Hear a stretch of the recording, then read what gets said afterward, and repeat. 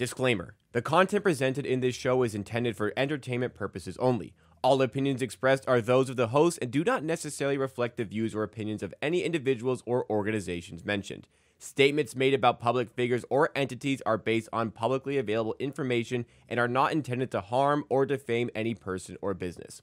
This show relies on fair use of social media posts, which are presented in good faith for the purpose of commentary and criticism. Viewers and listeners are advised to form their own opinions.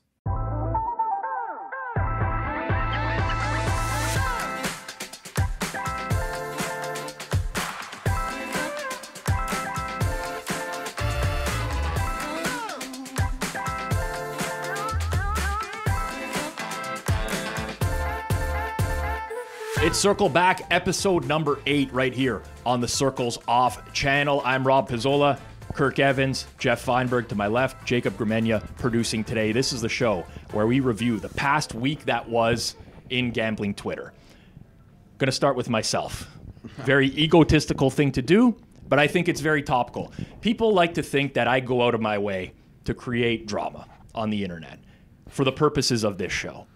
I don't do that. I just tweet whatever comes into my mind at any time. I would say some people may have said you've created this show so you can go after people. I've been on Twitter since, I want to say, 2010. I've had beefs every single year before we had our own show here on the channel going through beefs. There was a spread investor. There was Philly Godfather for several years. We had Yanni the Greek. Ben the Bettor? Ben the Bettor, kind of. There's been a lot. I'm forgetting. Man of the Library? Man of the Library, sure. There's another one. There's been so many over the course of the years. It just so happens that Bender ended up being the target this week. Bender wins, YT tweets, told you guys to buy BTC, Bitcoin, at 17,000 and again at 34,000. Hope you did. I saw this come across on my For You feed. There's some pre-existing story here, which we're going to get into in a second. I responded, if they listened, they probably started tailing your service and are broke now anyways, which I thought was a good dig. And this stems back to an argument with Kirk, who happens to be in studio with us today, that happened earlier this year with Kirk and Bender. Jacob, if we could get to this following tweet here. Also, like, Twitter's maybe one of the one place on earth where, like, hyping that you own Bitcoin doesn't really mean anything. It doesn't get you the clout like your Thanksgiving table will this week with your aunts and uncles who will give you props for your investment. It's like one of the places on earth outside of, like, crypto Discord where, you know, if you're on Twitter, there's only psychopaths signed up for Twitter in the last, like, year and a half. You're well knowledgeable about the whole crypto situation. It's just a really weird thing to ask for, like, thanks for, when there's been so many people who have been on the crypto train for a long time. Like, you know what I'm saying? It's just really, I mean, I get it. I mean, he's in the business of, like, building a following and selling to other people. But I've touted crypto for many years. I mean, I'm not victory lapping every single, pump in the market. I'm not. Yeah. And, like, especially Twitter, but gambling Twitter, actually every single person owns. Yeah, you have some to sort use of it to crypto. bet on the exchanges for the most part. So everyone is very familiar. Pretty much the people you're talking to, or I don't know, kind of brag to, are already, very familiar and know, and that's all. Like, I get your hype. You hit any bet, you want to show your bet. It's kind of the same as I've been on the winning bet. But I would say at this current moment, you're seeing more people, like, so excited about the current state of their Bitcoin than bragging about that they told you to get Bitcoin. Yeah. So I'm not going to lie. This tweet comes across. I already have a pretty negative opinion of this person from a past interaction. I think in my head, here's a great opportunity to flame them. I don't know why I think that way. I just do. I know you do as well, Kirk, oftentimes. But back in February, Bender tweeted, somewhere out there right now is a sports bettor betting 56% of his games thinking he's a bad sports bettor because he only bets parlays and loses money.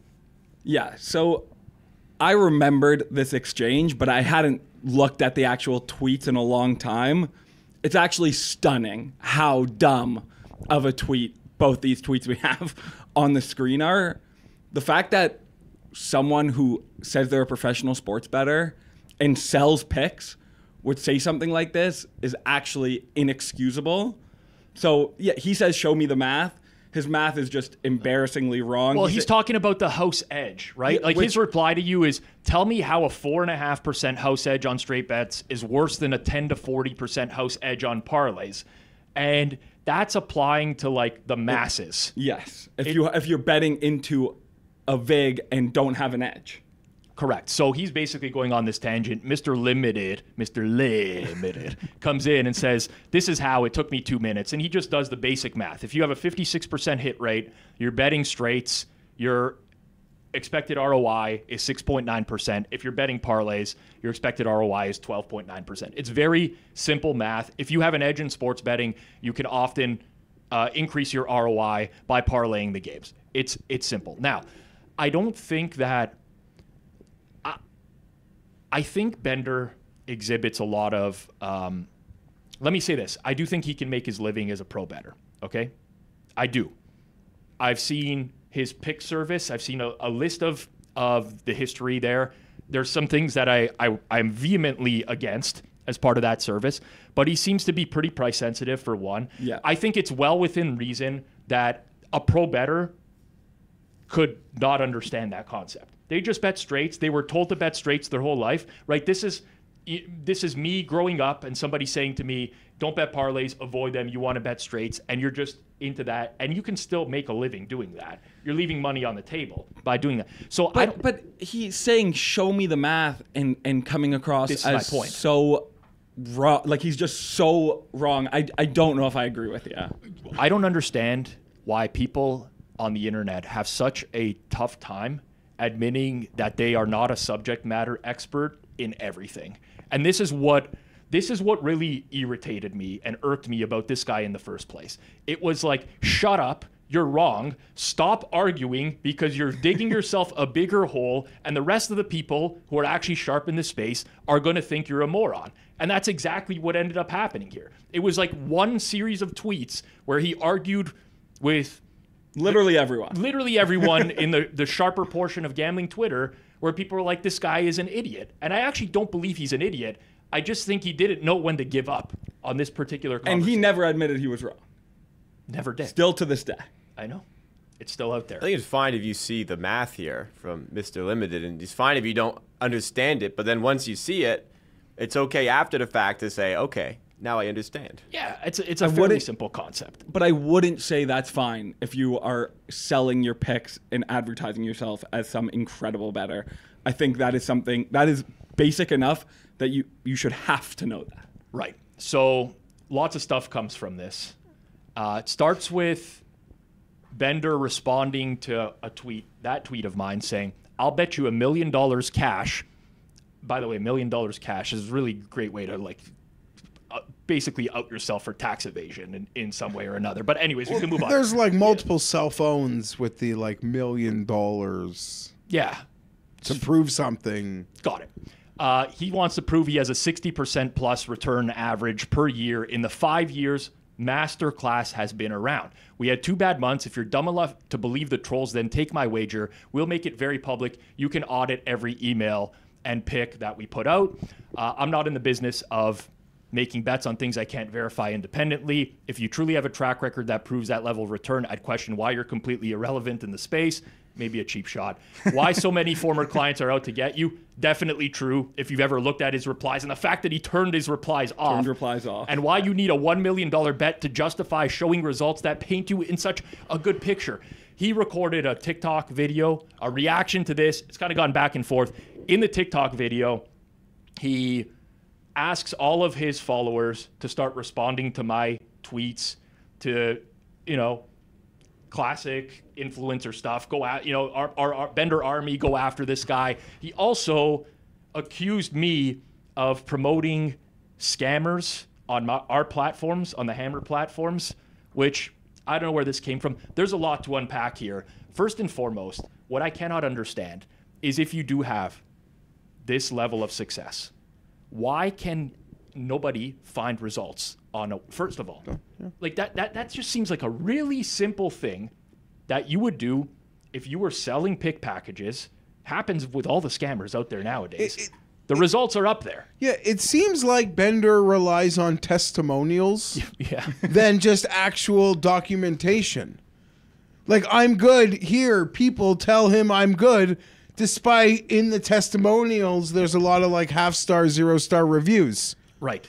And he doesn't let people reply to his Twitter. That is...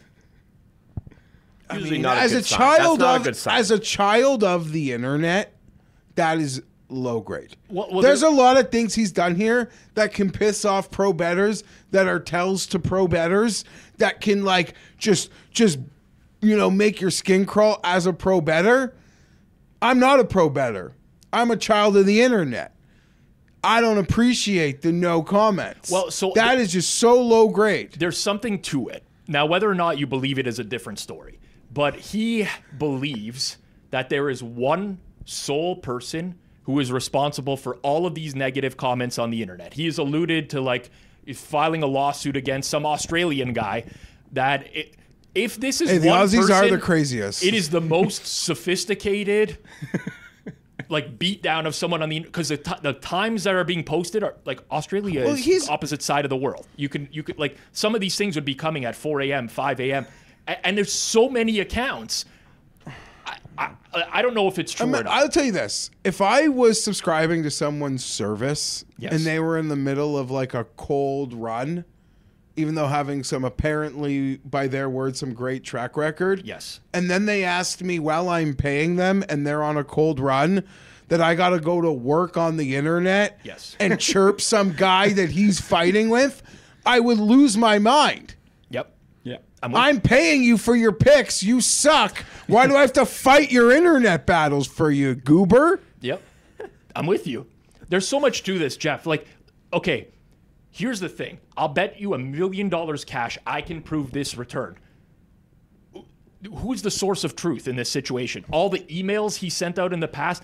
Like, first of all, I know this from Bender, but he tracks at minus 105, 1.95 decimal. Well, right there. On all the plays. Second of all, a lot. Isn't that like a huge tell? Massive. If you've ever subscribed, let's say you subscribe to services. Yes. And you don't like your current service and you're between services and you go to a new service and this guy's grading everything at 105.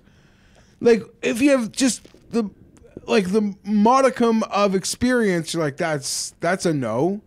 Also, like a huge tell for me generally is when, you're not betting highly liquid markets on a lot of your bets. You're sending out plays that are available at one sportsbook. You're sending out stuff that, in some cases, I'm only reading the replies to a lot of people who, by the way, there's a lot of people out to get this guy now on the internet. I think, listen, you have a few bad months and you're selling picks. That's naturally going to happen. But you start to see people who are like, well, you sent out this play and it wasn't available at any point at this number. Like that kind of stuff. How are you going to independently verify all of this stuff? It's a false challenge. So none of his... Unless you're subscribing, how do you know that he doesn't have like a documentation of the picks? So on the site. Well, I've gone to the site. Like, listen, there's more to this, right? You see how he's very, very clear, not only in the tweet, but also in we didn't play the TikTok video, but he talks about how for years he's been winning on Masterclass, okay? If you go to Bender Wins' website, I don't suggest you do, but if you happen to go to it, the first package available there is Master Pass, not Master Class. Master Pass gets you Masterclass and Consensus Group picks. So there's two services here. There's Masterclass, which is being charged at $139 monthly, and Consensus Group, which is $279 monthly. Most people would see the Consensus Group as the one that, hey, he's charging double the money for this. This is the one I got to pay for. Consensus Group is one daily consensus play, 5 to 7 times a week from a group of 3 professional sports bettors. This is a play that we all agree has value. I've been sent all the plays for this year alone by the way, again, this is the beauty of like so many people on the internet who dislike this guy. As soon as there's a war going on, people are starting to forward me emails. Your DMs are probably a Christmas tree. Oh yeah, this is fake. What he's saying, all this and whatever. But the consensus group at the time I was sent plays was down 80 units on the year. Masterclass is only down like 21. So there's a big stark difference. By the way, those add up to over 100 units. It would be an entire bankroll loss, like I said in the original tweet. If we're just going to go on semantics here. But you notice how he goes back to like prove that I lost on Masterclass over the last 4 years. Well, how about we prove that you've ever won on Consensus Group? How about we do that? You're charging $280 a month. Do you see how like all of this gets twisted? These guys lie to themselves so much that they believe what they're selling. This is the biggest problem with the scam tout industry, is that they lie to themselves so much that they start to believe it, that people are out to get them, that it's unfair that even if he's only lost for the past 2 months and people got buried, you have to accept responsibility for that. Go back to Bender's tweets from last year, the year before. You notice he's doing daily recaps, weekly recaps. Those are fucking gone now. They don't exist. Why do you think those are gone? I can put 2 and 2 together. So all of this stuff is just BS. Obviously, I'm not going to take $1 million bet for him to prove his results. And it's a fake. It's like a fake. It is. The $1 million bet that's like real fugazi. No one's going to do that. That bet makes no sense. And it's an attempt to make me look like a coward. And it's the same thing with this next one, which is him issuing me a $250,000 head-to-head challenge. 5 to 7 picks a day, my choice, money held in escrow, 30 days. We'll use Betstamp to track, a company you own. We can agree on max min odds, 1 and 2 unit bets only. He goes on further in his TikTok video that says, we'll meet at Woodbine every single day. We'll record the picks. We'll make this all public. What makes anybody think I want to do it? I would love to take a challenge where I feel that I have a big edge. And when constructed properly, I can have a big edge in a lot of sports betting challenges. I don't want to take a 5 to 7 picks a day challenge where by the end of the month, we're picking 150 to 210 games at a random time of the day, like meet me at noon at Woodbine. Like what are I'm not running from this. It just doesn't make logical sense. I hate that. And people are like, you're scared. You know what? Part of me is scared because it's not a big enough sample that's ever going to prove my worth. The second thing is I don't actually have time to devote to any other thing in my life, like a fucking betting challenge. You know, Ben the Bettor challenged me, one of the worst bettors of the time. He challenged me. I deflected hard. I said, you can't take me on in a challenge unless you beat my pets first. It started with the tortoise. He lost to the tortoise. Tortellini heads up. But like, I don't want to take on Ben the Bettor in a betting challenge where we're picking 3 to 7 picks a day over the course of a week. Even if I'm the best bettor in the world and he sucks, there's still like a 20% chance he can win that. My reputation is ruined. I don't want to do public stuff. That's not who I am. Like, I just want to make money, do my own thing, film my own content.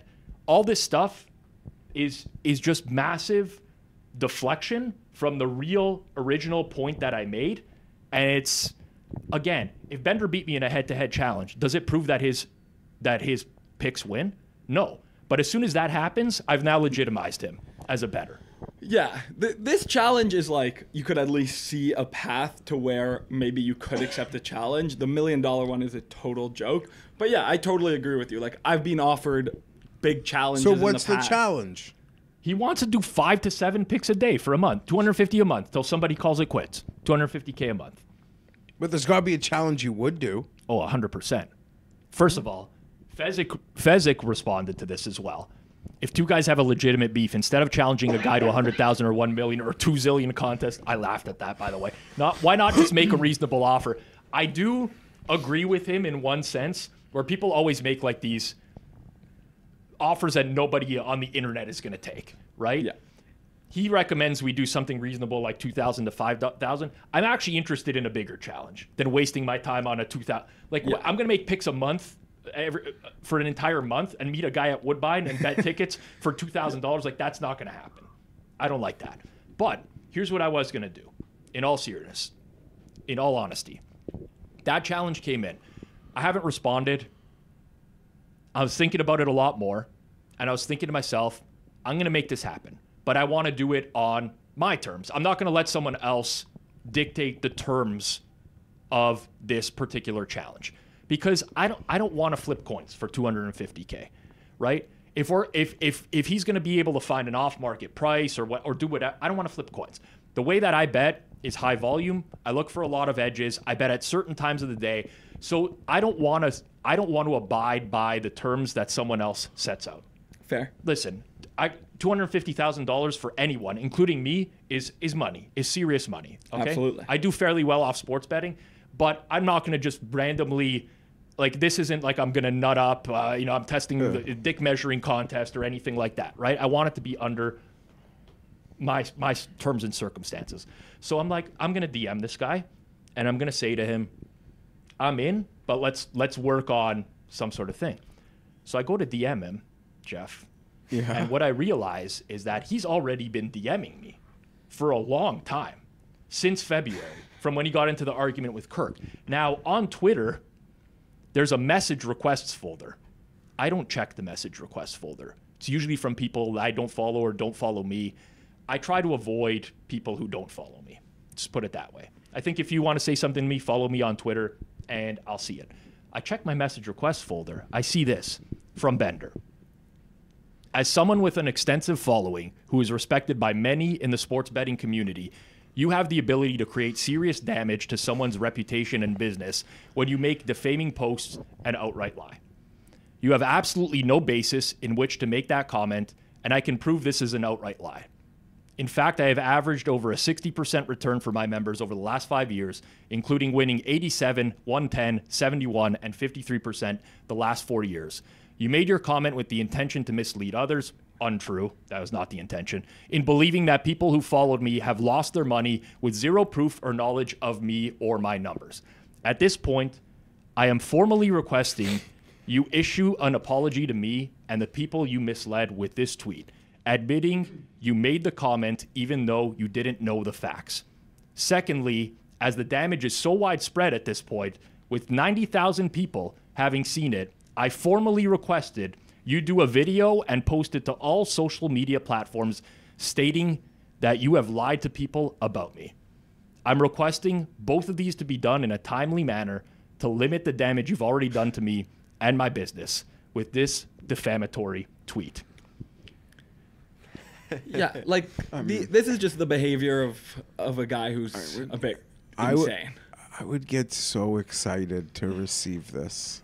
Oh, it would be it'd be such a dopamine hit. Yeah. To like read someone who in your heart you've kind of demonstrated here is up to what he's up to then like say you're responsible for his reputation. I actually don't even. I'm still in my head laughing. I actually cannot believe this was actually said. First of all, you made your comment with the intention to mislead others. I didn't make my comment with the intention to mislead others. I did not make that. I made my comment spur of the moment based off of previous interactions and based off of what I've seen on Twitter in the last 3 months and the records that I've collected that indicate that the last 3 months have lost an entire bankroll, basically. How good? He says he's gone 53% the last 4 years. No, I think those are ROIs each year, according to individual year ROIs. Yeah. 87, 110, 71, then 57, then 53. Really got to question why you're selling picks at that point, for one. Absolutely. Right? I mean, I think that's a fair question. I am actually sorry. Okay. I'm very sorry. I apologize to Bettor that I ever got involved with you because you are a fucking idiot. That's all I can apologize for, is ever interacting with you at any point in life because you fucking tilt me so hard. You are the epitome of what is shameful in this industry. Absolutely shameful. You cannot just run from recent results and pretend that they don't exist because of records that you have been collecting yourself over previous years, not documented by third party. You are your own source of truth. If you cannot see that, figure out a way to see that. because you're blind to what's going on right now. Own your results, move on with life, interact with people on a real human level. This is the saddest thing. Post this as well. I'm a troll's worst nightmare on here because I value my name and reputation over money. I'll spend any amount of time, any amount to make sure people don't lie about me. Try it. So, again, I don't want to even read this whole thing. It actually makes me sick. It is the classic George Costanza. You lie so much you believe it. That's where I'm at right now.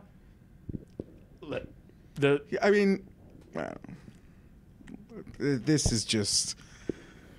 we did this a few weeks ago where someone was in a tizzy and she just needed to go for a walk and put her phone down because everything that came out of her accounts made it so much worse. This is a troll's worst nightmare. Troll's worst nightmare. Like, he's got a troll. He's got to turn his comments off because a troll's taking advantage of his socials. He's no one's nightmare. He is a troll's worst nightmare because trolls can't respond to him on Twitter. Yeah. They can quote him, though. I guess you can quote. He's not hard to get his attention. That's very true. I don't know. It's just so...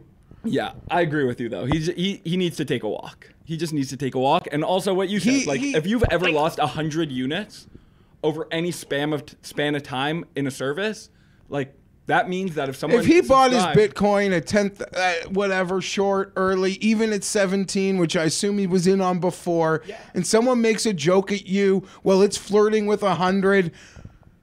Enjoy your Bitcoin. Well, you didn't need to self-sabotage yourself to this point. That's the thing.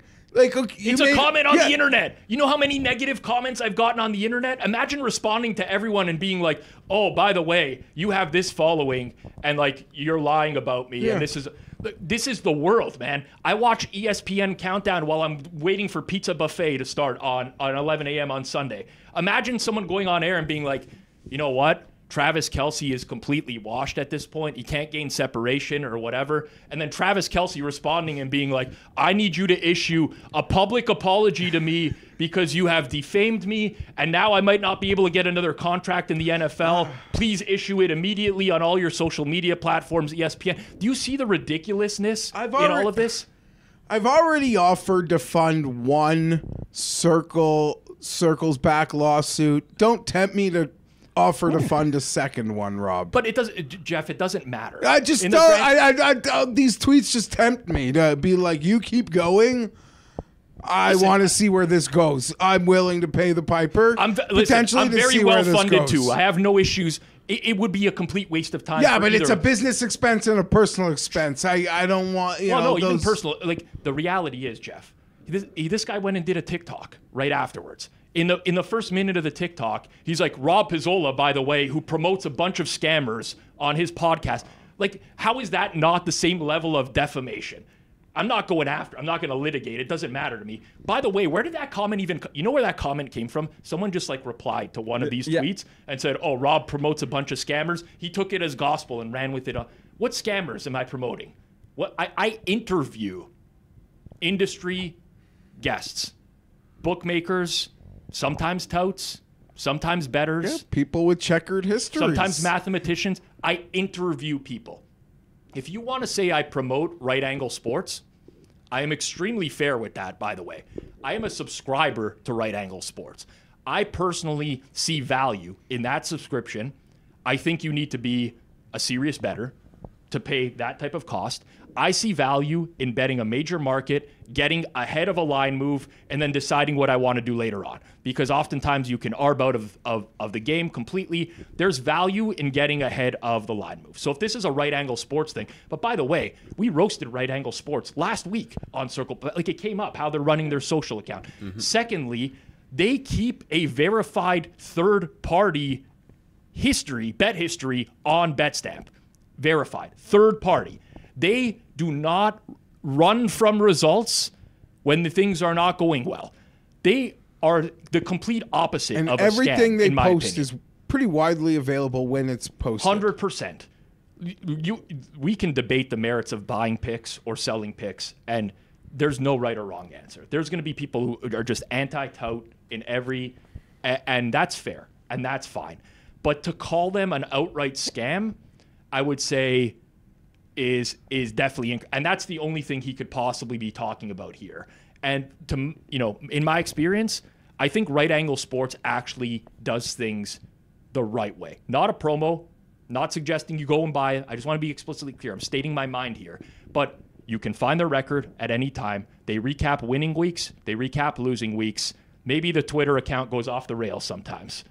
Yeah, well, I honestly think you're looking too deep. I doubt he was even referencing Right Angle Sports or any. I think he saw that comment and just ran with it. Yeah. I don't think he even knows what Right Angle Sports is, honestly. It's very possible he doesn't. I have no idea. Anyways, that was my week. That was. I would just say I would like to we'll see where it goes from here. I think you should offer him a contest. I was going to, but this is going to sound like I'm running from it now. Here, let me level with the audience here. For those who don't know me well, you're going to get a very intimate version of Circles Off this Thursday. Okay? It's coming up this Thursday. If you want to see it, it's just me alone. And it's just me talking, speaking my mind. It will be very intimate. You'll understand a lot more about me. I don't have time to do anything right now. I bet. I don't pay myself a salary. I bet. I rely on that for my income. I run this content network, and I do a lot of the content for the network. Yeah. Any additional thing that's added onto my plate right now feels almost impossible to overcome. I'm moving on December 12th. I'm packing boxes at home. I'm organizing the most random shit that I didn't think I would have to deal with. This is just a headache to me. But I was going to do it just purely out of, you know what? He wants to come at me. I have some pride. I'll meet him in the middle. And now I am so completely off of it because it's just another thing. And I honestly want to distance myself from this guy as much as possible. I do not want him building a brand off of me. Let me tell you that. Because if we're recording stuff publicly, releasing pics every day, he's just going to get more and more engagement that's mine, the ones that I earned over the years by building a following and being honest and reputable with my audience. Yeah, I think I'd like to see a contest.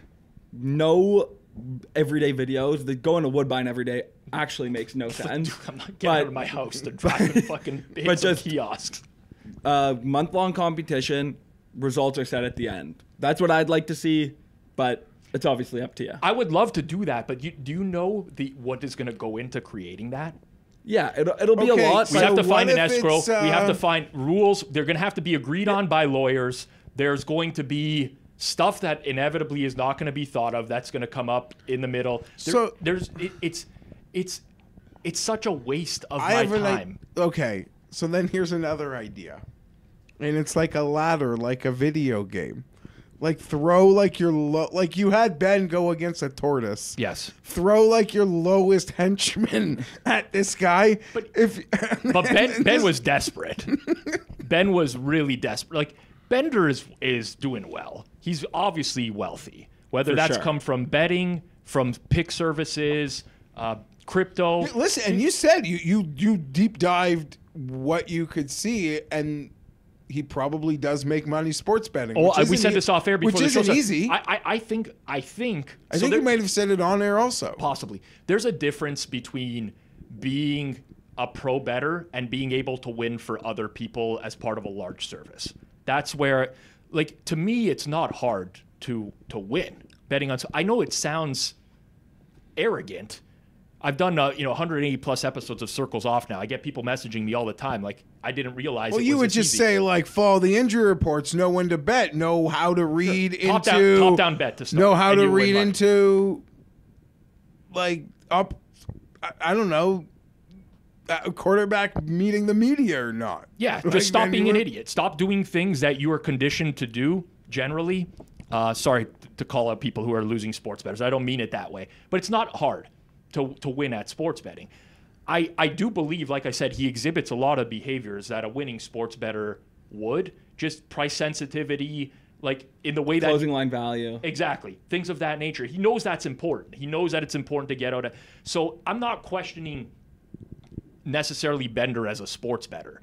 But when you start to get the service involved, that's like, remember when we did the episode of Circles Off with Steve Fezzik? I wasn't actually going to bring up much of Fezzik on this episode, but it's topical. And I'm standing there, and Fezzik and Johnny are just fucking going at it. They're arguing.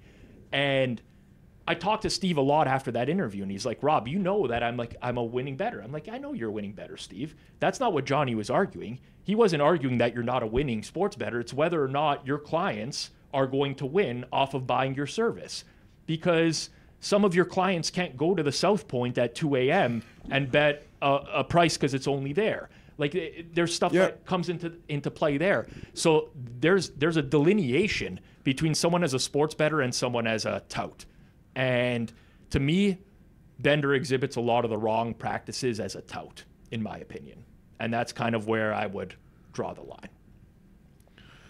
Again, like, this just seems, if you bought your Bitcoin at like $5,000 and it's flirting with 100 and someone makes a joke, like, you got your Bitcoin at 100 and you've bought in early, man. Like, just...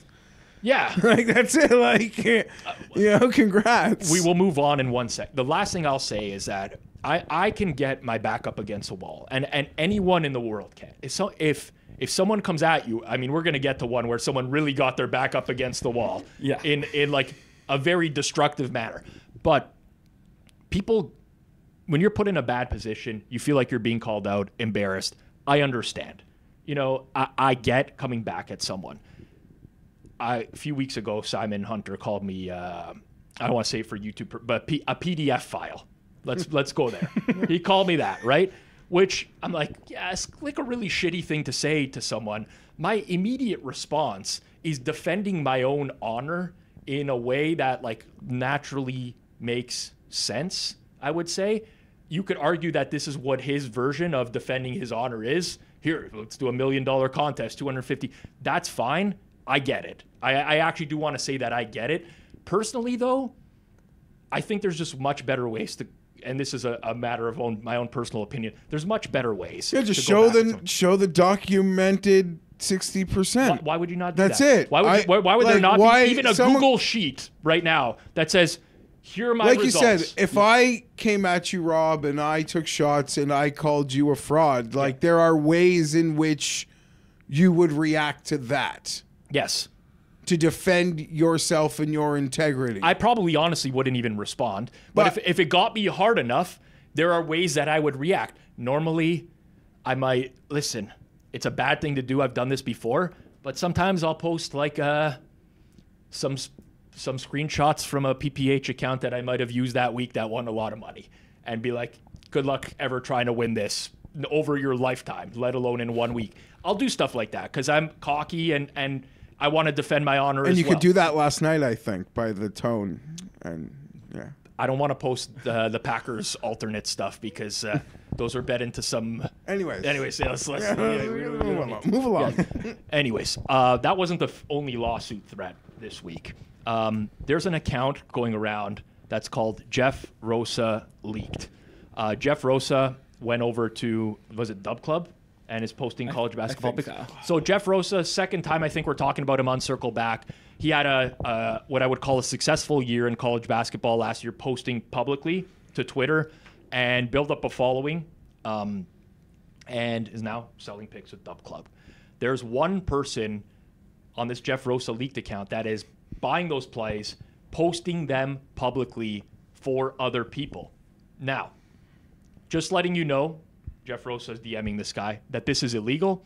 Purposely leaking paid information. It's also pretty easy to prove you're deliberately doing it. Considering the account name and profile, I'll ask you to stop it. It's costing me subs. I can take legal action, which I don't want to. But if it doesn't stop, I will. Copyright infringement. This was hashtag circle back. It was sent to me in DMs by many different people. It is sad that the immediate reaction to lots of negative stuff happening in the space now is you're getting sued. I will say this is like this is a story where it's like I'm really on no one's side because I think the Jeff Rosa leaked is kind of annoying, and I don't really know Jeff Rosa at all, but he seems like a probably losing Bettor. But this is different because like this guy is clearly intentionally ruining his business. I agree. Like I agree. This is when he says it's also pretty easy to prove you're deliberately doing it. I agree. Yeah, it is. You're posting the pics. This is what I'm saying. There's a right and wrong way to go about things. So Jeff is getting dragged because this interaction has come out on social media, and they're like, "Oh, you loser." But like, I understand why Jeff would be upset that someone. You can post the play after it goes live.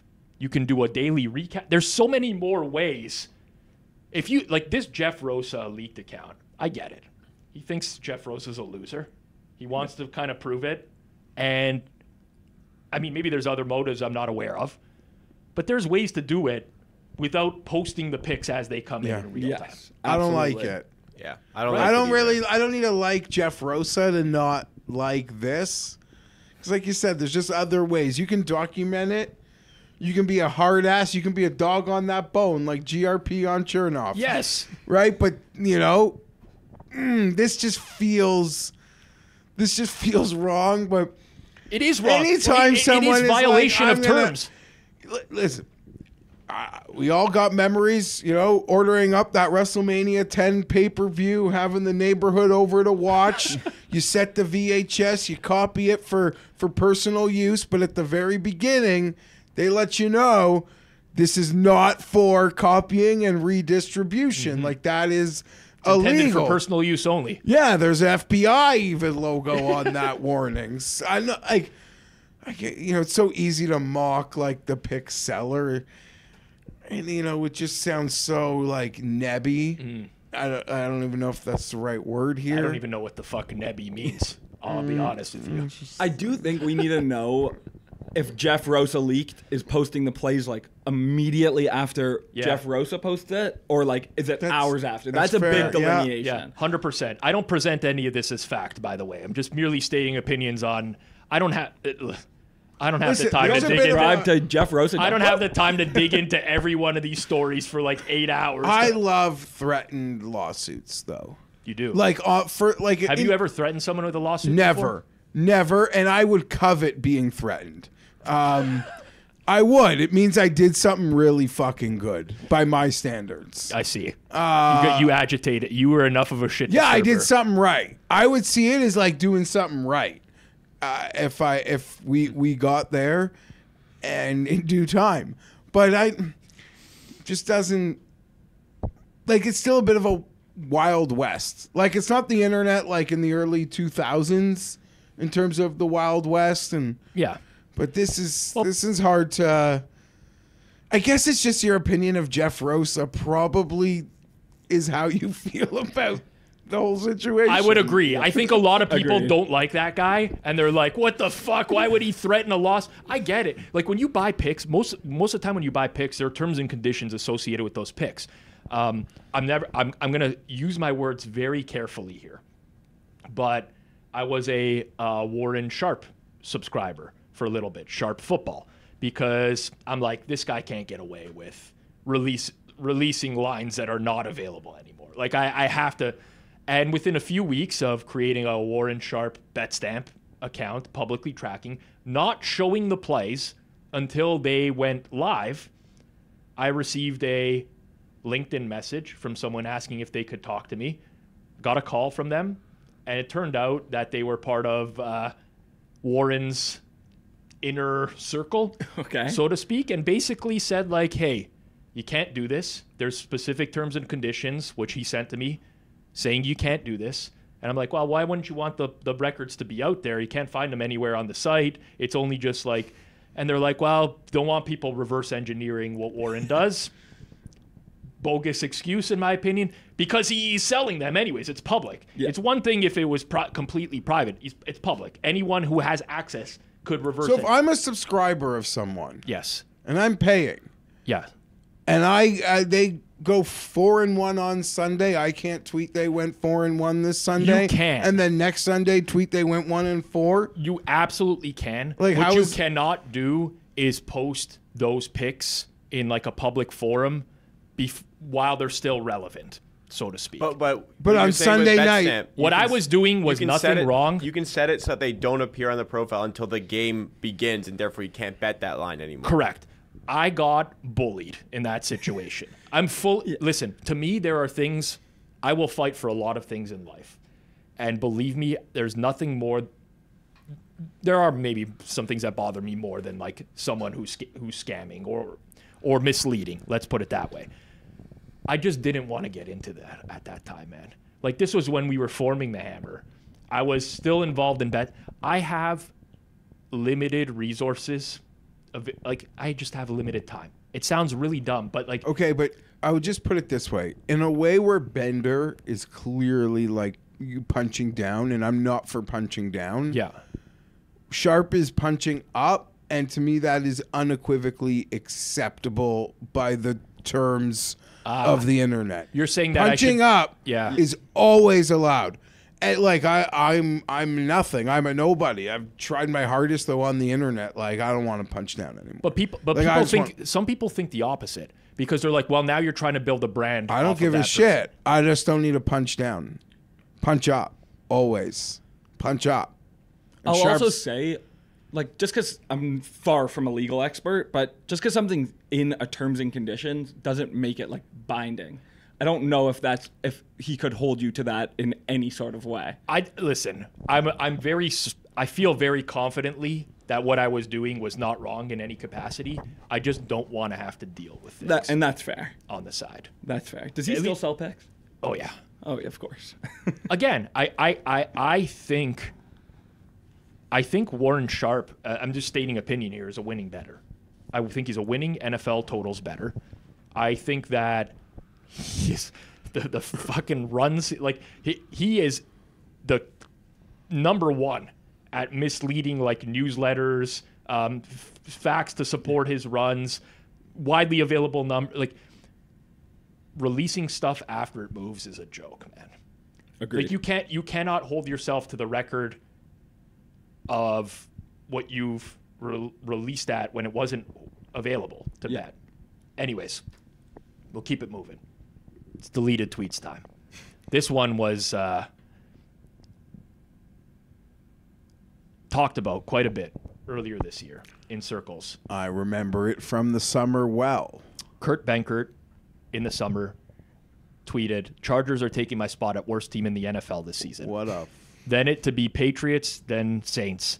Wouldn't be shocked to see Herbert get traded and a full reset in LA in the next 2 years." You'll notice at the bottom of the screen, if you're watching on YouTube, this post has been deleted.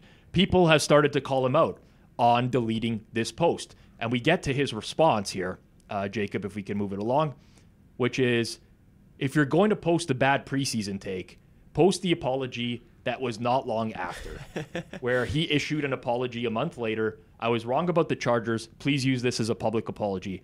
I'd love to see them go all in for Herbert with a few receivers, maybe even a tight end between draft, free agency, and trades. Until then, I will love watching them run the shit out of the ball." What sort of shit for brains do you need to have watched the league for all those years and to think it's possible that Justin Herbert could lead a bottom 3 team if he's healthy? On what planet? Yes. When you watch this league week after week, does Herbert got flaws? Does he have things to prove? Yes. Mm-hmm. But what are you talking about? They had a last place schedule. I'm just insulted that thought even came in anyone's brain in the summer. Put it with the Saints and the fucking Patriots. And then to be such a fucking pussy that you got to delete it. You can't even own it, Kurt. I knew right away your first reaction was going to be about the Chargers. Rather than the deleted tweet. You got to own it. You got to own it. I kind of have the opposite opinion in terms, like, I don't know that much about football, so it seemed like that was probably a pretty bad take at the time, but I have no problem someone going out there and making a take. Yeah, fine, whatever. But delete it, dickless. Apology, also, like, whatever, I was wrong, totally fine. But exactly, like, to go and delete the tweet is just so embarrassing. But I hate that. Pretend like they post an apology. I've made up for it. See, but why would you delete it then? Just hold on. I'm really embarrassed about it if you're deleting it. Can we go back to the first one? Yes.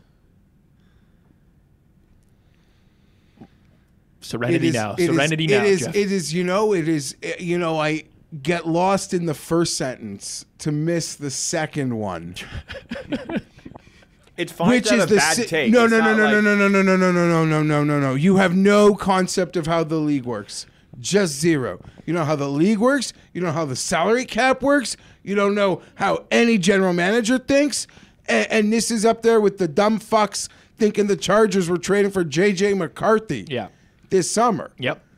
I just need to read that part again. I actually really used to enjoy Kurt Benkert on YouTube.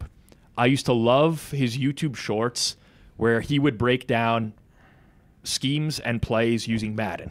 He's a very good Madden player. He would, honestly, I really liked it. It was like, you look at how the D's lined up here. I'm going to set this guy in motion. If they do this, I'm throwing to this guy. If they do this, I'm throwing to that guy. It was really good breakdowns.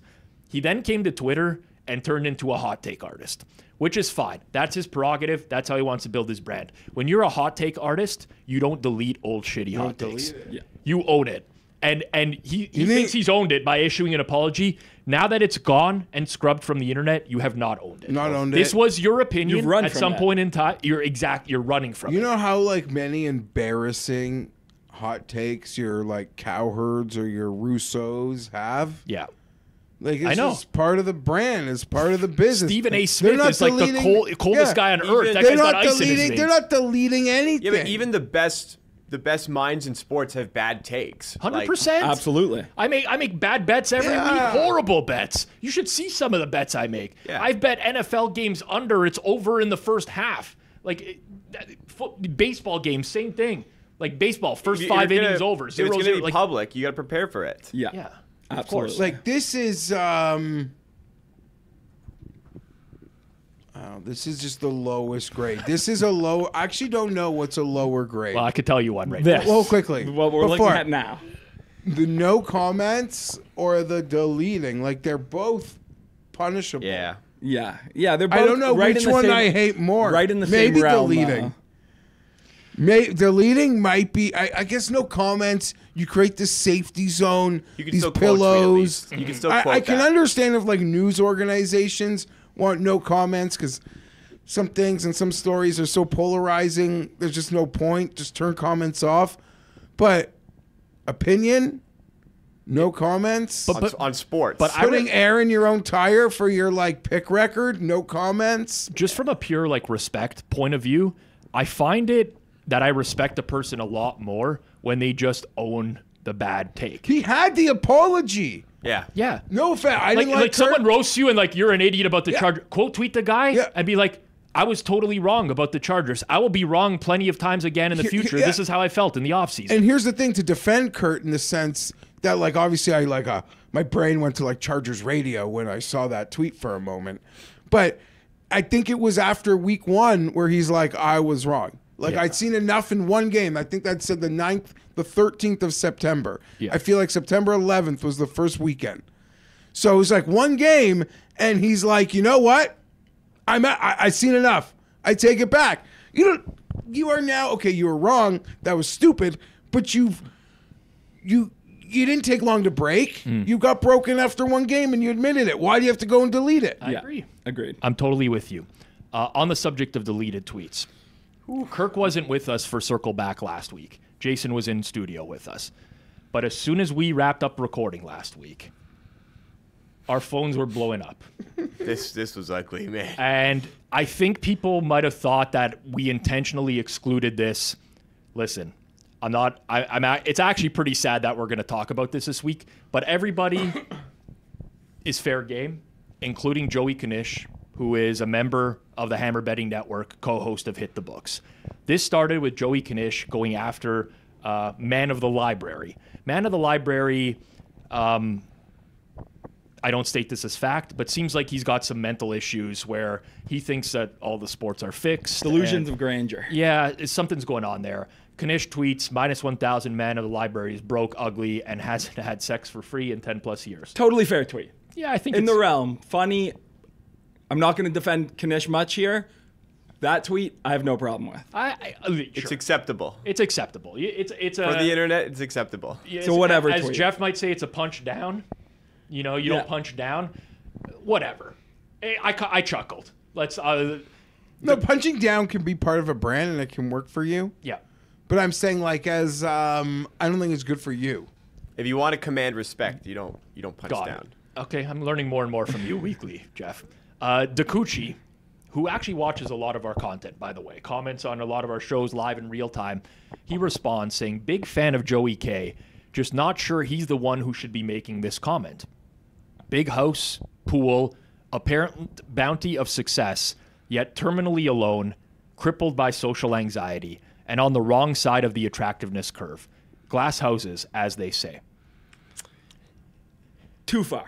I would say that as someone who's like experienced mental health issues before and gone through some bad times, the last thing I would want, like Joey is public, and I will say this is one thing I really respect about Knish, okay? He's been very public and forefront with battles with social anxiety. He's talked about this before. People always were like, wow, you're so vocal on the internet, but like you're scared. And he is who he is.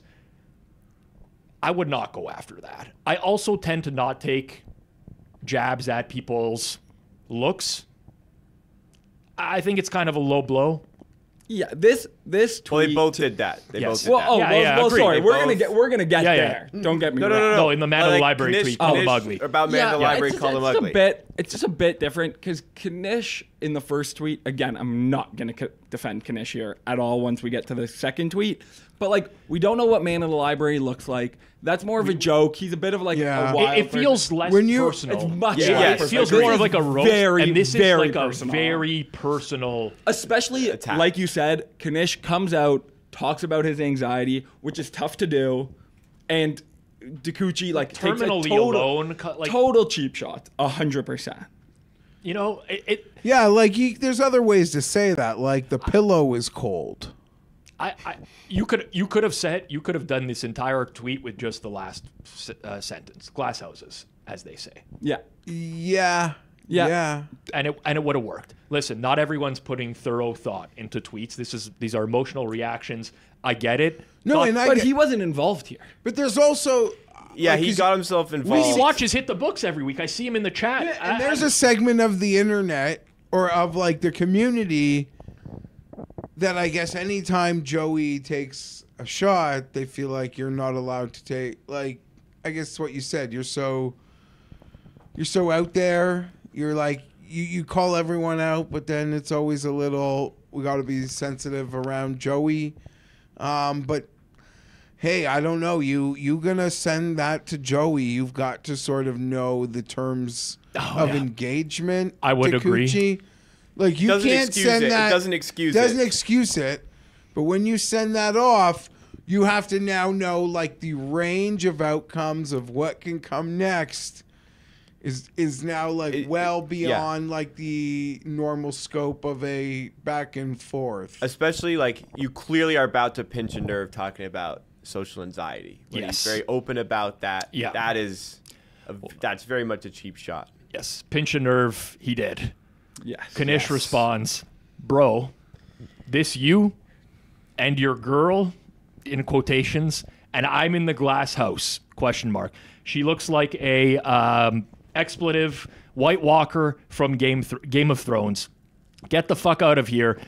We have not included the picture because it's irrelevant, but he did then post a picture of Dakuchi with his girlfriend. Yeah, enjoying a lovely summer day on the boat. Like I that was so out of bounds. Yeah. I It's literally so saw out that of tweet bounds. in studio Yeah, I last was week. like, what the? And I stood here just shaking my head of like, there's just certain things that are unwritten rules. And you just do not go through someone's social media, post a picture, call them unattractive. Or you can go through well, it for your own and it's personal There- mental bank. He did on a what lot this worse person. than say unattractive. Oh, yes. I'll say that. Like Yeah, that was too far as well. On Yeah, top of the going tweet- scrubbing somebody's personal profile. The tweet generally is just unacceptable. Yes. Like this is, and I'm often in the deep end of fights on Twitter, whatever. Both these tweets, but especially Knish, are way too far, and this is the most unfortunate interaction I've seen on gambling Twitter since I've been there. I don't think Coochie really knew that it was going to be like, what's it called in nuclear war, like destruction, guaranteed destruction on both sides. Knish, totally out of bounds. Like you said, Rob, unwritten rules, like they kind of exist.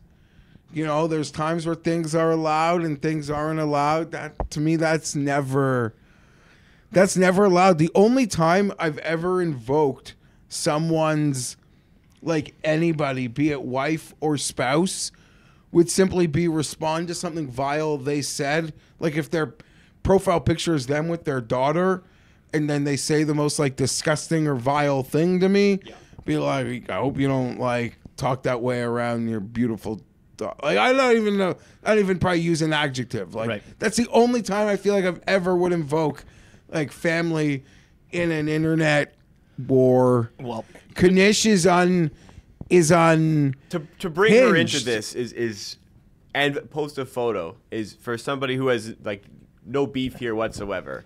Yeah, and we all kind of live in this gambling Twitter space. These are both guys who are like obviously within the space. Like, there's just not really any reason to get personal. Like, you can like talk Takuchi shit. followed it up with like another knife attempt here, right? I feel bad for Knish. I'm sorry I hurt his feelings. The male loneliness epidemic is serious. Again, invoking like the same. Well, listen, he's alone. Knish, No joking matter. Could you imagine the pain of being 40 alone, unable to brave social settings, clinging to internet microfame? Like he tried to stay.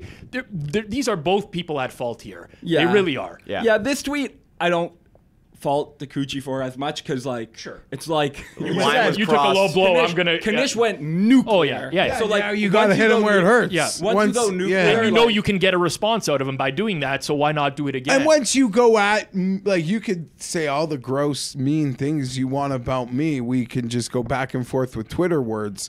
Once you bring like my wife or my family, or take it to that place at all, let alone post the picture. Yeah, it's almost like by internet rule, he's got free reign to respond however the fuck he wants. Yeah, I'm with like you. By unwritten internet rule, once Knish did that, even if Coochie's first thing was over a line, now it's like, bro, you're like, you've got like 6 tweets before we would say call off the dogs. Yeah, I agree. I'm very conflicted because personal relationships matter, right? And I like Knish, and we're friends, and I chat with him online pretty regularly, but my initial reaction was like, this is not good. And I messaged him on the side, and it's not like I'm running the company, you got to delete this.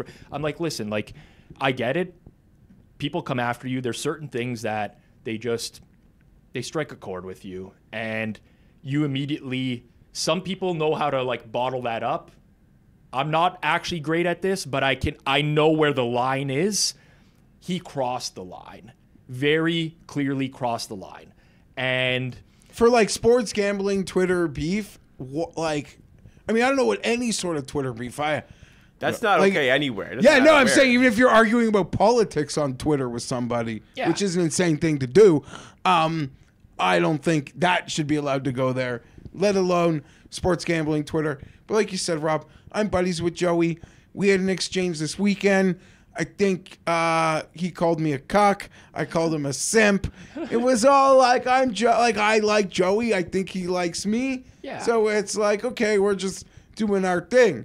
In a way, and I don't want this to be misconstrued, in a way, I actually really appreciate people who are real, okay? And like they don't hide, they express their feelings. It's kind of like, in a way, like Spanky for me is one of those guys where I just appreciate how he approaches every situation like himself.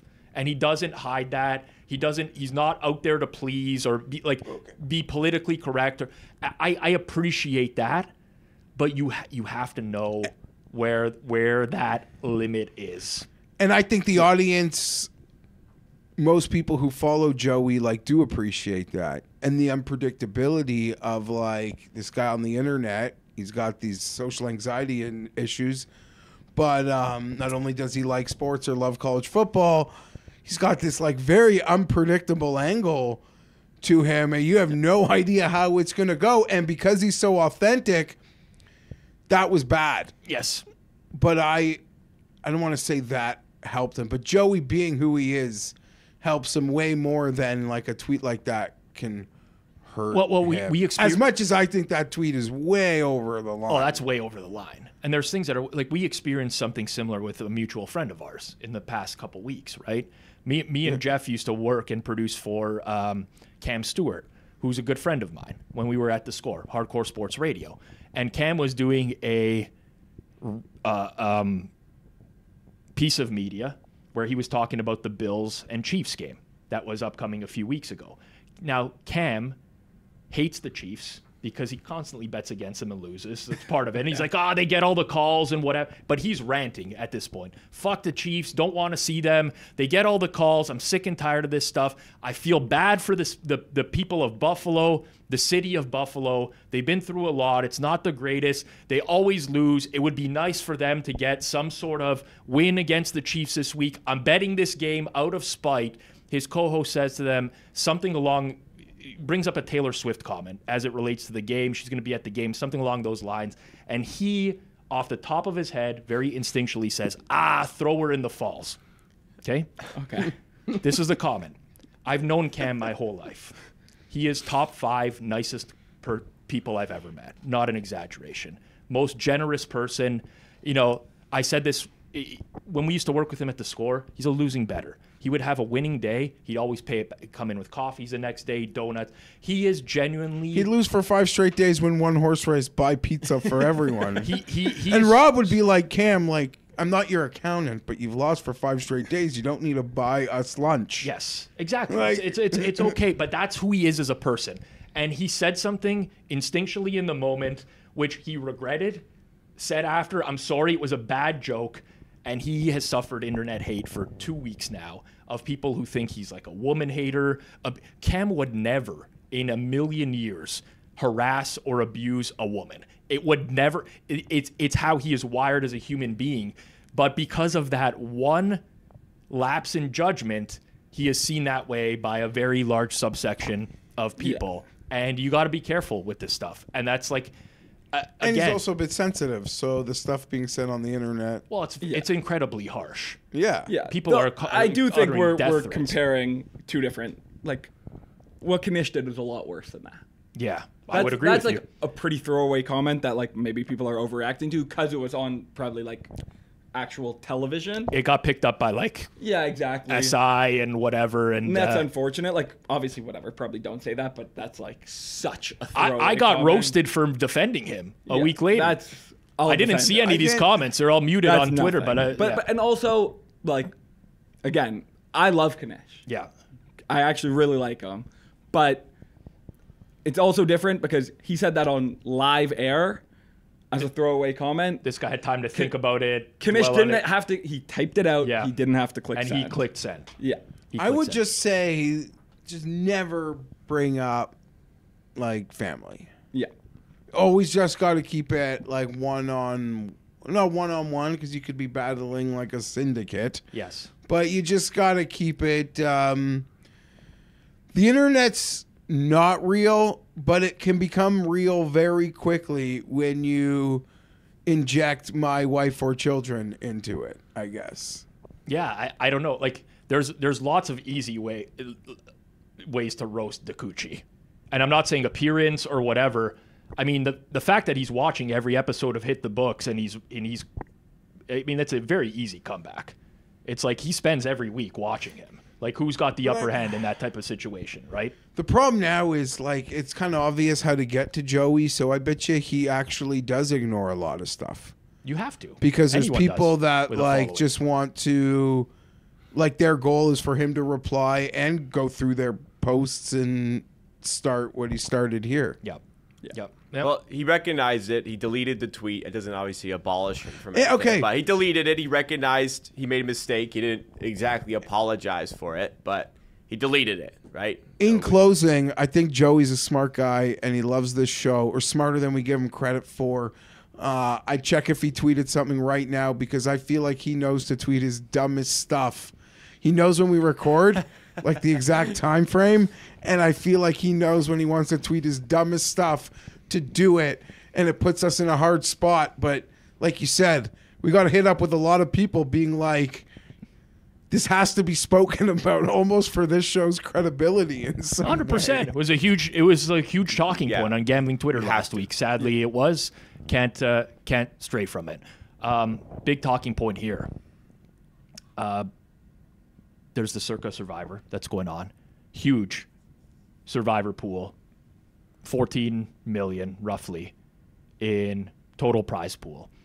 And there was one Survivor entry this week with no pick. Didn't happen. Bill Crack tweeted about it. 144K in expected value, up in the air. And as of the time of this recording, I know the entry that didn't submit a pick, but have not heard any rationale as to what could have possibly happened.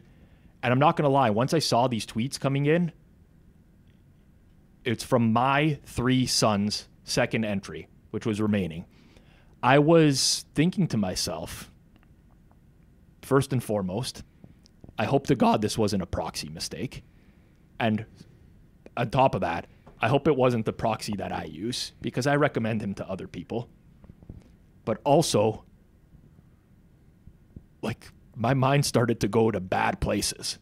Like, what could possibly happen for you not to... like, this has got to be the highlight I think the of first your thing week. should be you hope the person's safe and healthy. That should be the first. Well, it's not... I mean, thing. I was thinking about it from the other side I know the way you framed it. Yeah, I was like... I'm going to be honest. I wasn't thinking to myself, I hope this person is safe and healthy.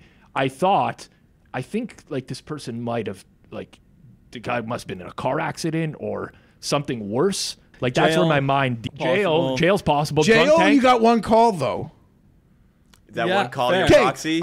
you want to go to a dark place? We could take this to a dark place. Just do it, and then I can cut it if I have to. No. This is just because this is just fair and balanced thought.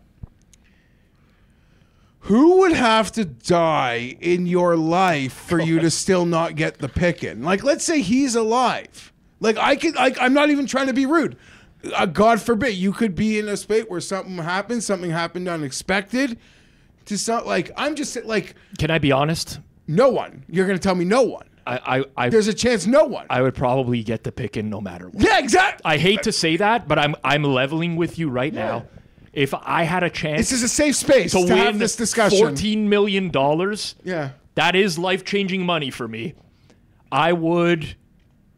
That's life-changing money, your whole family. 100% get that pick in.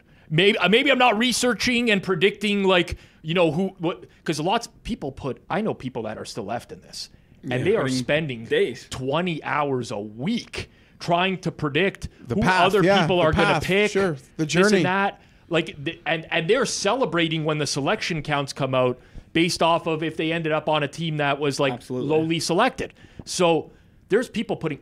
Would I put 20 hours a weekend? No. It was worth 144 in expected value. What was the resale, the cash street value of it? Like 80K? No, more. Like 140. Yeah. Like someone would pay. Someone would have probably paid. get somebody to pay 200, 250. Yeah, people overpay for it. Shows how little I know. I just hope. Okay, I hope it's a funny story, not a sad story. I know. That's really what.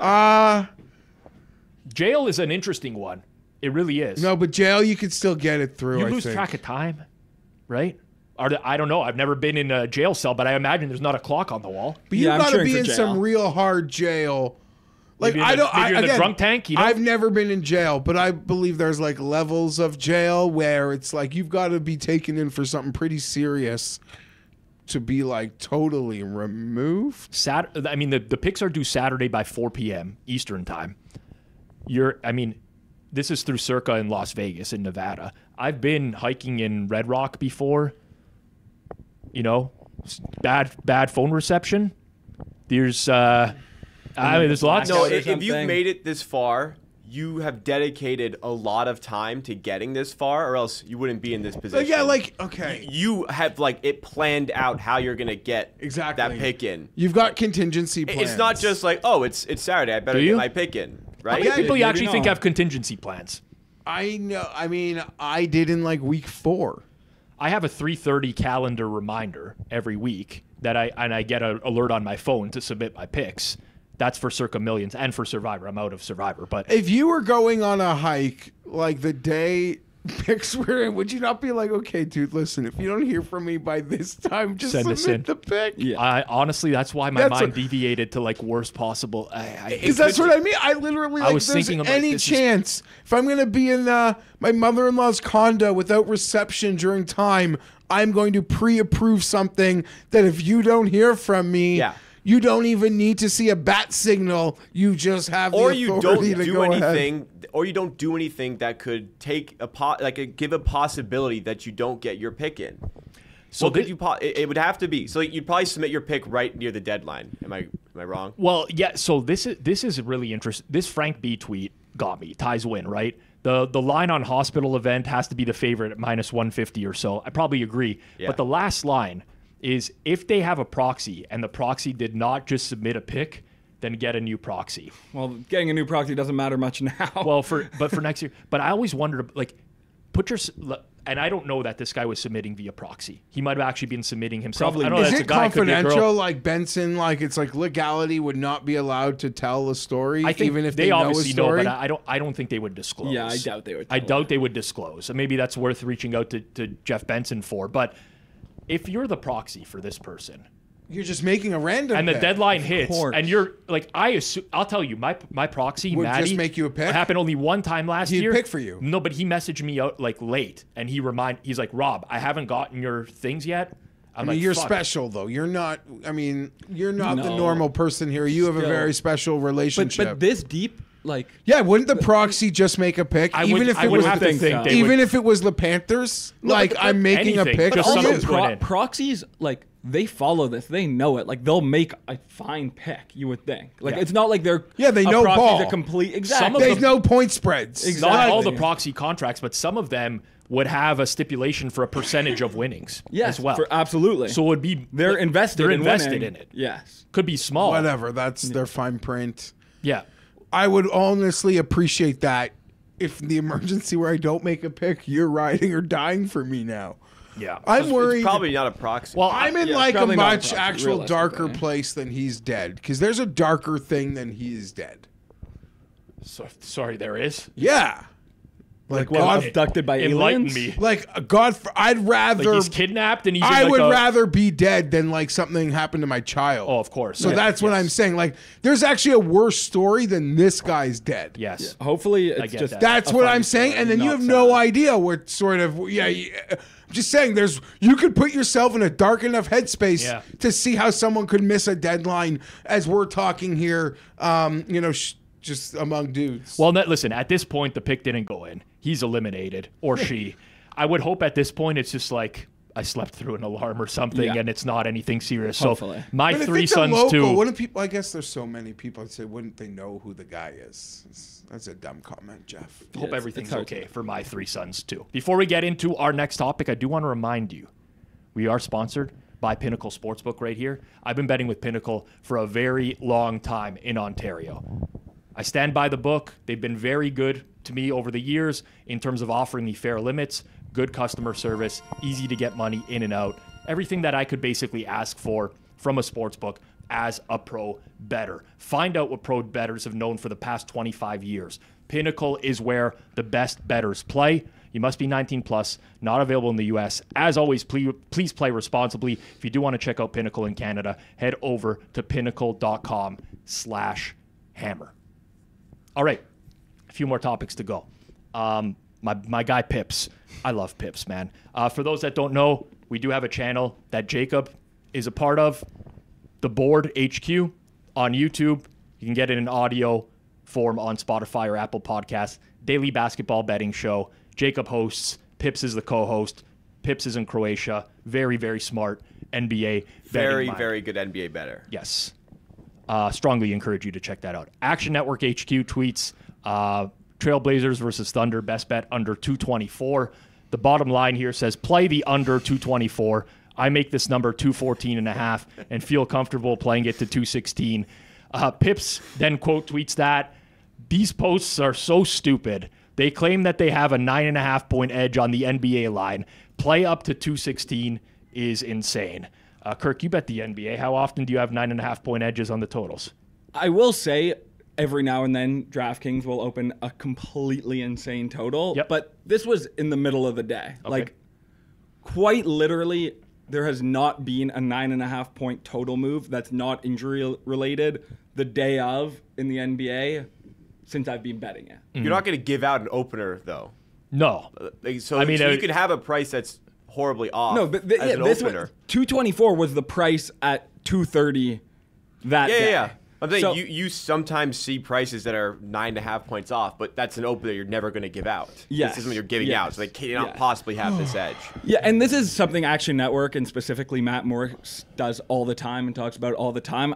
I actually track him on Action Network.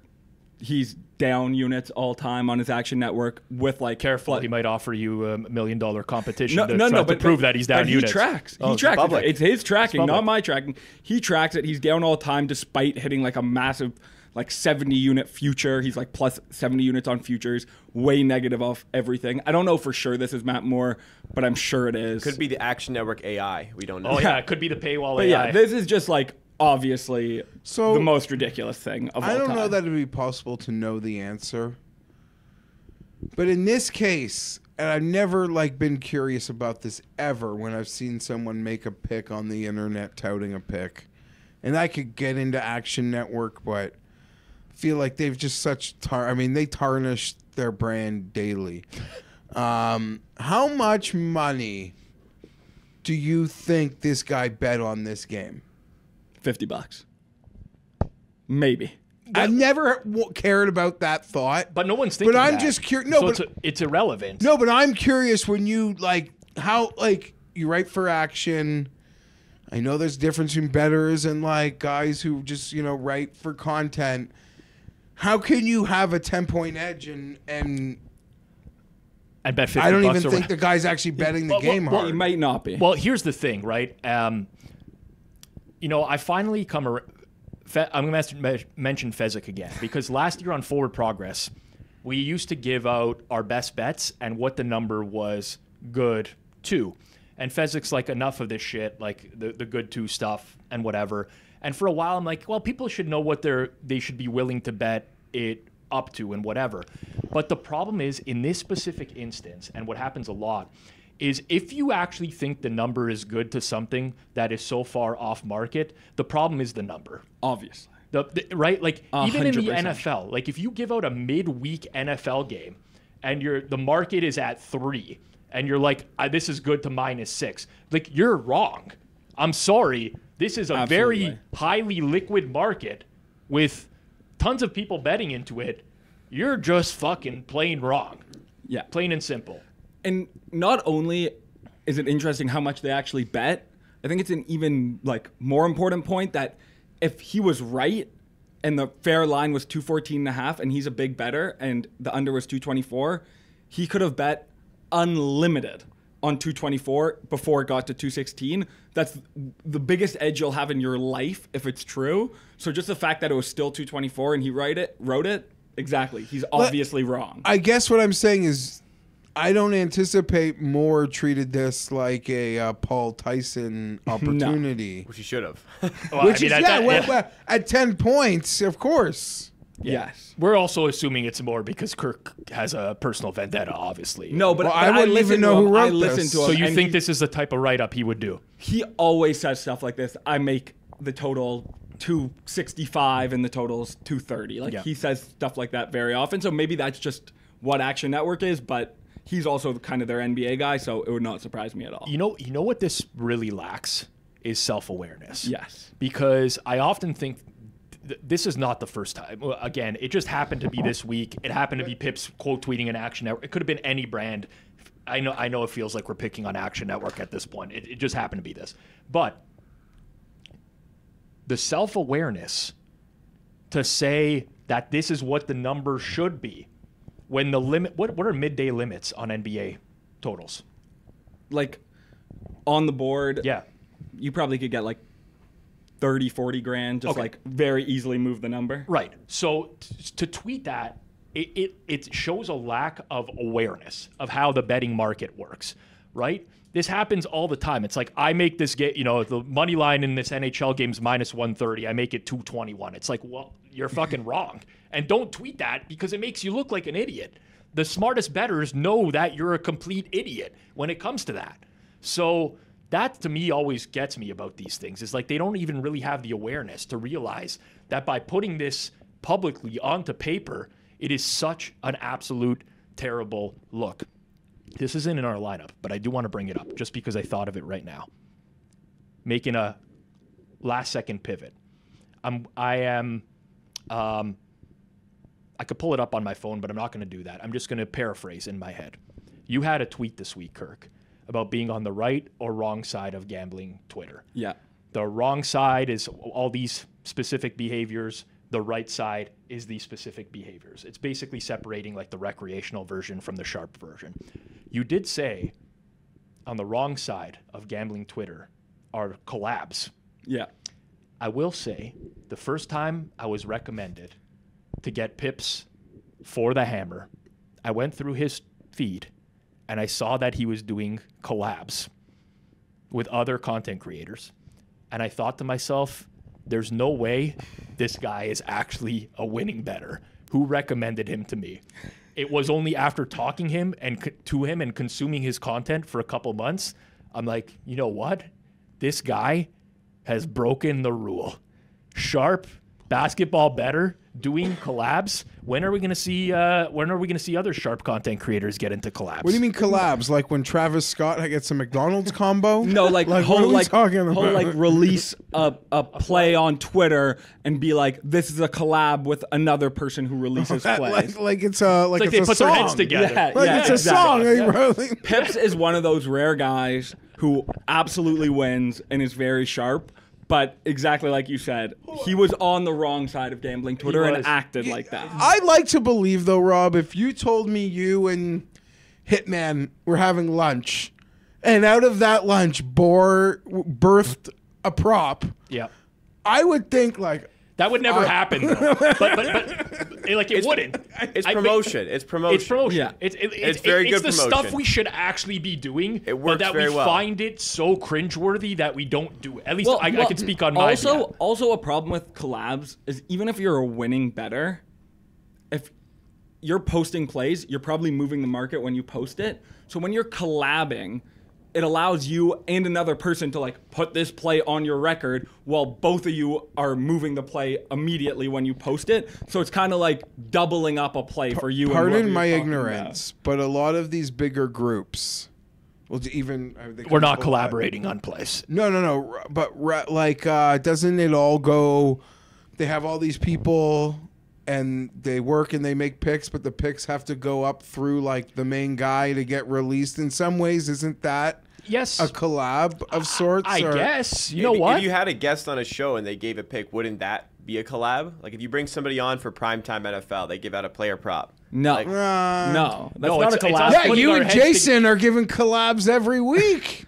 I guess. Listen, I'm about 90% decided that in December I'm going to run my Twitter account like a recreational sports bettor. I look forward As to a that. sociological experiment. Your account's gonna grow. But I'm gonna be doing me and you, Jeff, are doing some collabs. Okay. In December. So it's gonna be like thread. You're gonna do like a thread and like here's the top. It's like me and Jeff put our head together for. There's no PGA events, right, in December. No.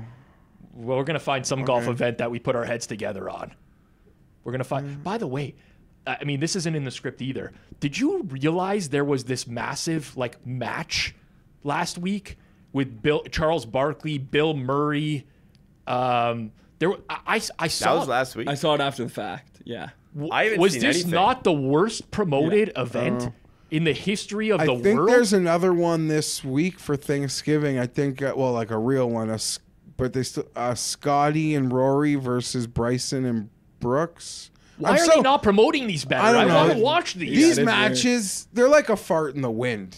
But at I like this them. point. I like them. Because I listen. I hate it when they have the AirPods in their ear. I can't watch Well, that. here's the thing. I watch YouTube golf. I love YouTube golf. Same. Yes, Right? It's fine. It's I popcorn. love Bob Does Sports. Sure. I love Bryson's channel. I used to watch Rick Shields. He's a little too dry for my liking, but I love YouTube golf.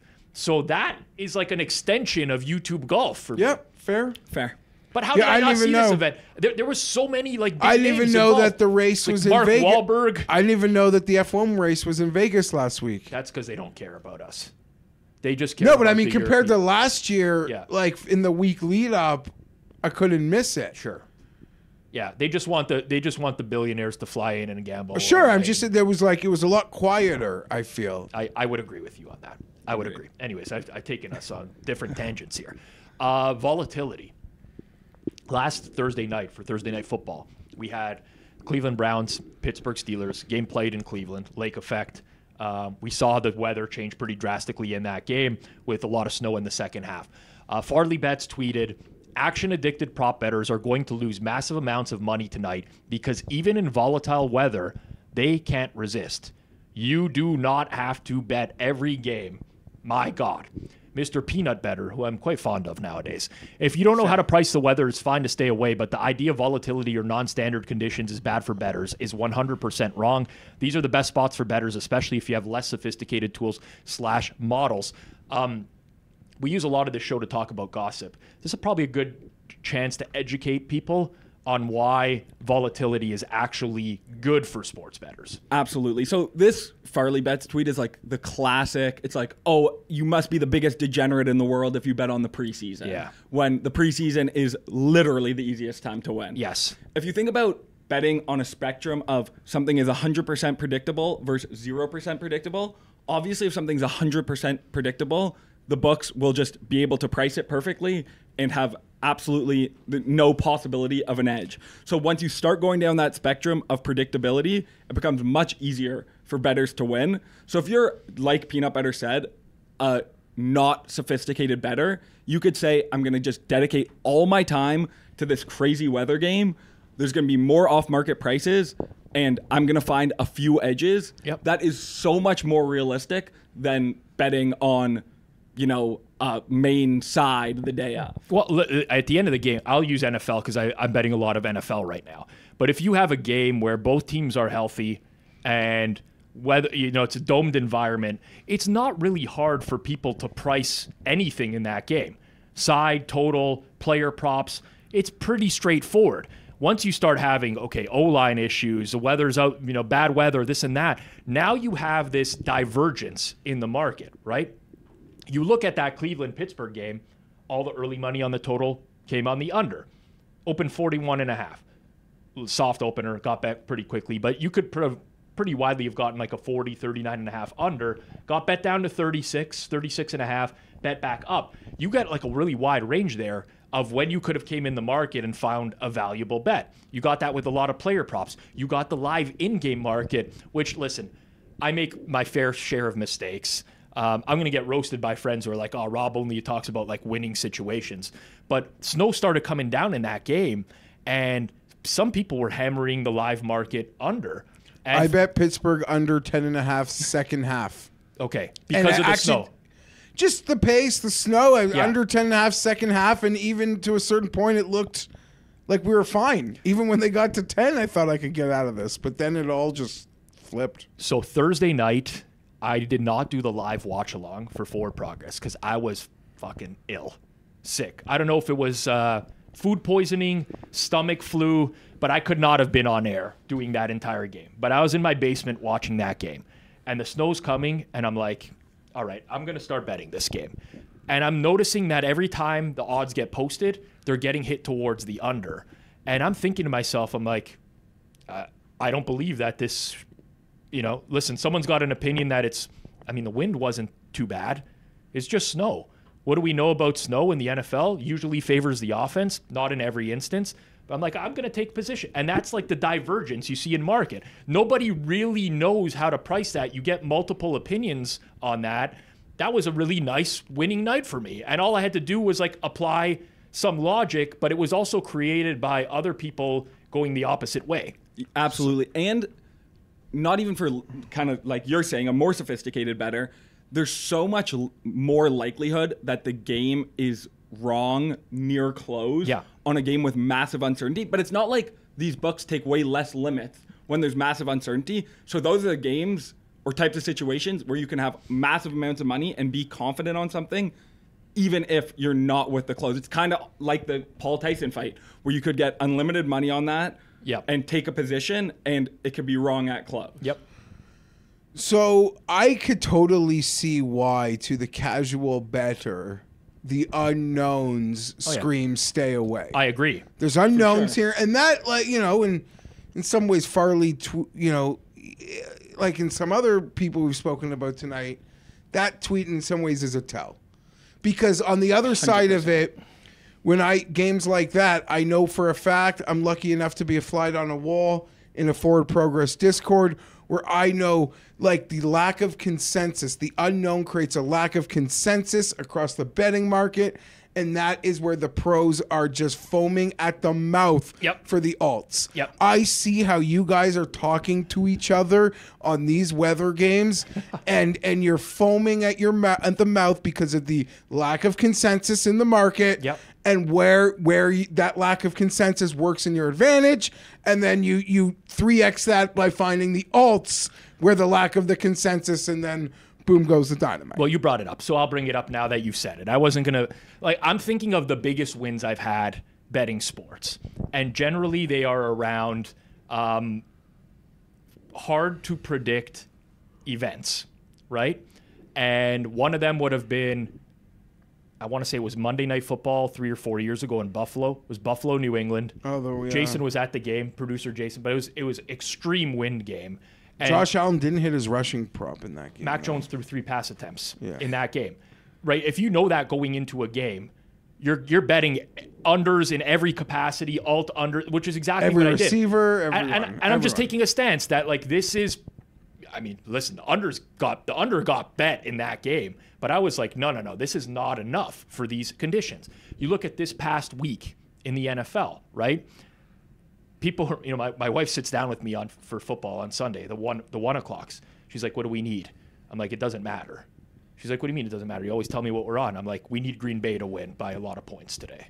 It doesn't, and that's in the 4 o'clock slate. So it doesn't matter what we're cheering for here. And just an example for that game, and again, this is self-serving, pat on the back, but maybe you can use it as some sort of educational moment. Brock Purdy is announced as injured earlier this week before they even practice, which is unusual. So on Tuesday, you know that Brock Purdy is dealing with a shoulder injury on his throwing shoulder. On Wednesday, first injury reports come out in the NFL because teams practice the first time. Brock Purdy takes the field but does not throw a ball. He just goes through what they called mental reps with the team, okay? Thursday, he takes the field. He throws like a half dozen balls. There's a San Fran beat writer who's like, there's no zip on these balls. After the practice, Purdy is supposed to talk at their presser, and he doesn't show up for it. And the team announces he's getting medical attention. This game is right now Green Bay -2, which is the fair price, assuming Brock Purdy is 100% healthy. I now think there's a high likelihood he's not 100% healthy. He might not play.